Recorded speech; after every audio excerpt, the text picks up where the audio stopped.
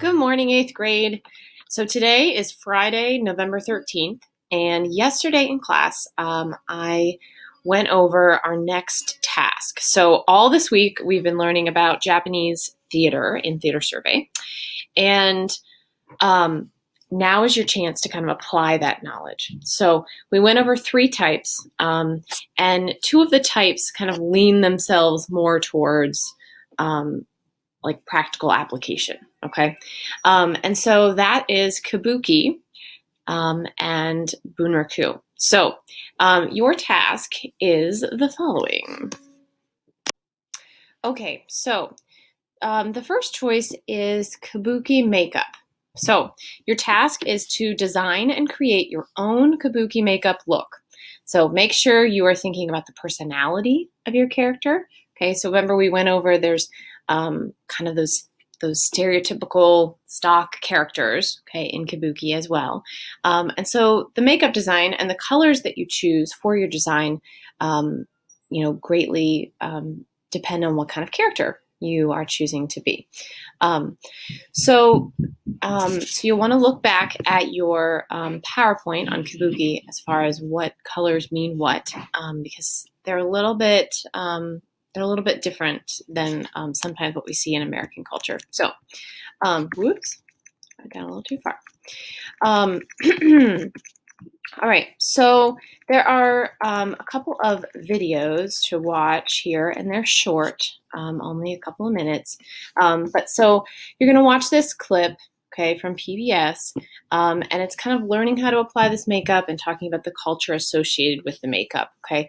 And you're answering these couple of quick questions. So what's the purpose of the makeup in the theater, comparing it with Western theater?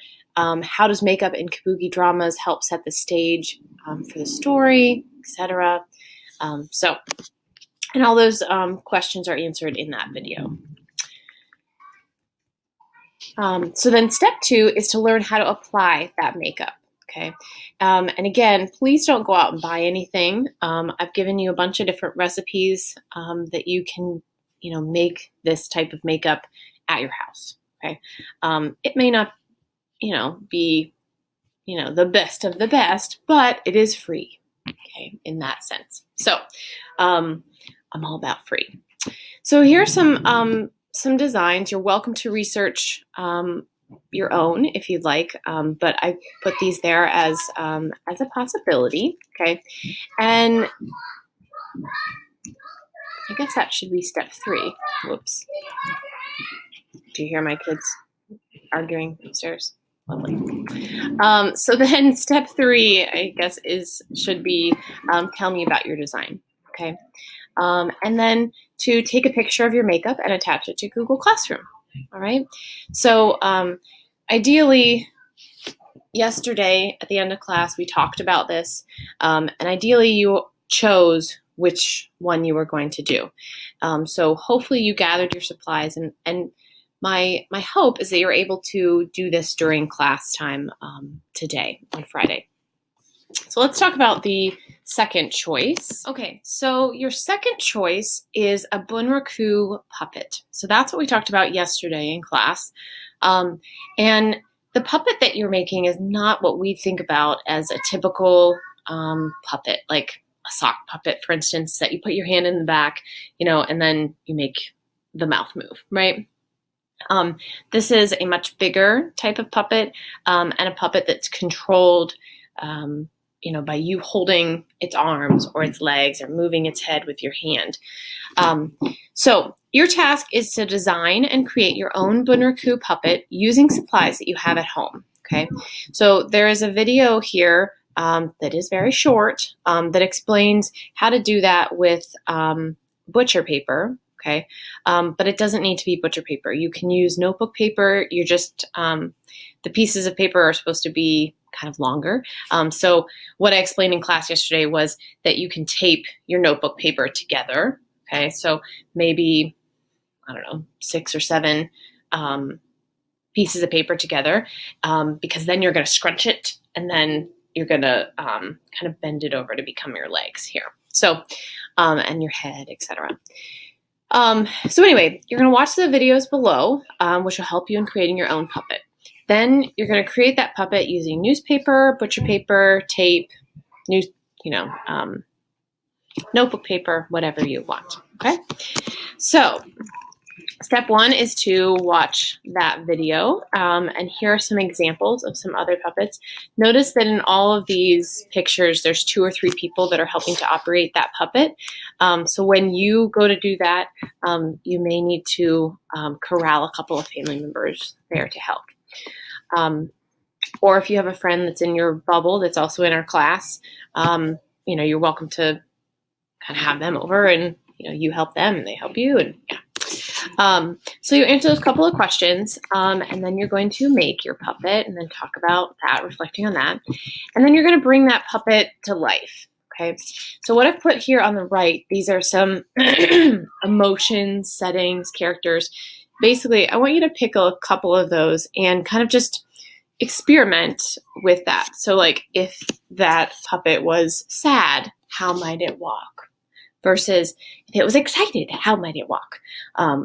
So you're picking about 5 things, okay, from that list. So it doesn't need to be all emotions. It can be if you want, but it can be any of those things from that list.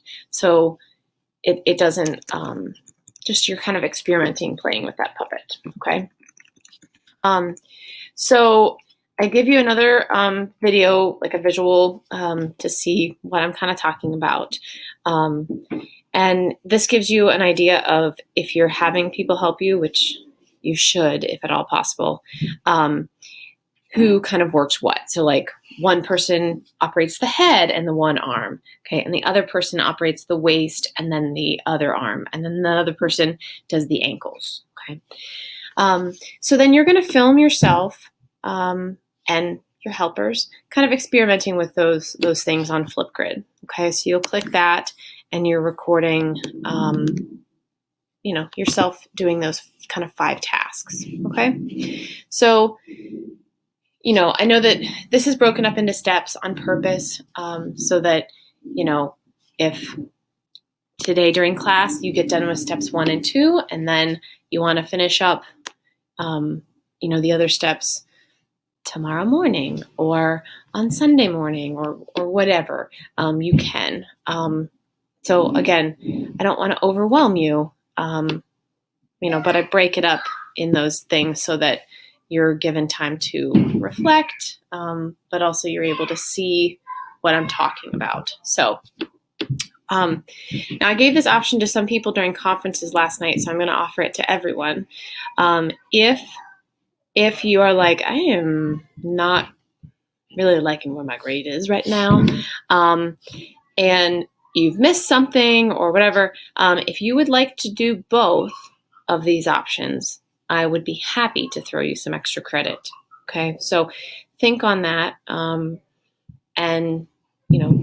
but if you don't have the time, please don't do it.